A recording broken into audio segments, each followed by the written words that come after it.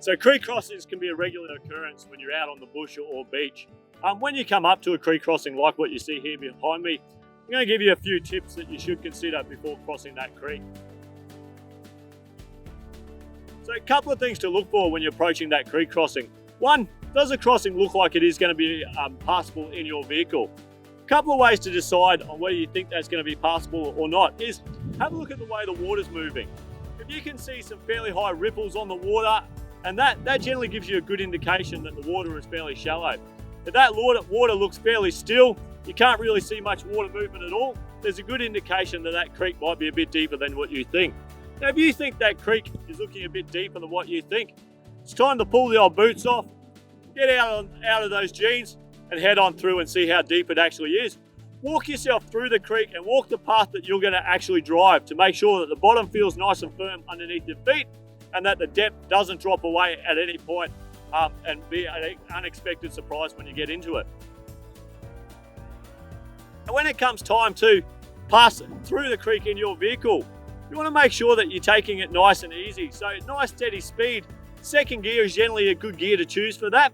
And you want to just slowly drop into the creek in case there's a little drop off in that you haven't seen, and just keep a nice constant momentum and out the other side. Now, one thing you do not want to do when challenge creek crossings is stopping in the creek. If you stop in the creek or you find yourself bogged in that creek, make sure that you leave your engine running. Do not switch your car off and get your mate to jump out and help you straight away to get you out of that situation. So when approaching creeks and that on beaches, when you're coming up to it, if you've got the opportunity to get down close to that surf's edge, that's the best opportunity to cross that creek. Right down near where that water flows out into the ocean is going to be the flattest, there's going to be less chance of drop-offs. It just means you've got to tackle them with a lot slower pace and try to walk your vehicle down slowly. But ideally, the smoother you can make it, the easier it is on your four-wheel drive. So if out on your adventures that you find yourself having to cross a lot of creeks and those creeks might be fairly deep, looking at the option of fitting a snorkel to your vehicle might be a good idea. Now you can pop down and see our guys at Lifestyle 4x4. They've got all your snorkel needs for all your different vehicles, so pop down and see them. They can sort that one out for you.